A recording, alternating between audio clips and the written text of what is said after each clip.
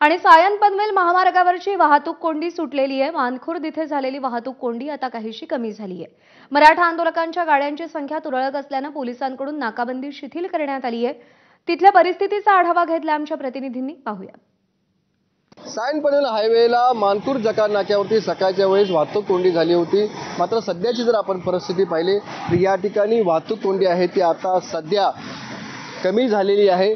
कारण मराठा आंदोलकांच्या गाड्या आहेत त्या आता येणं बंद झालेलं आहे। जवळपास एकदम तुरळक त्या गाड्या येत आहेत, त्यामुळे गाड्यांची मराठा लोकांची संख्या कमी असल्यामुळे या ठिकाणी पोलिसांनी सुद्धा आता नाकाबंदी थोडीशी शिथिल केलेली आहे। आपण पाहतो इथे सकाळची वाहतूक कोंडी पाहायला मिळत होते, मात्र सध्या आहे ते मुंबईला जाणाऱ्या मार्गिकेवरती पूर्णपणे ही मार्गिका आता रिकामी आहे आणि वाहतूक आहे ते आता एकदम सुरळीतपणे सुरू आहे।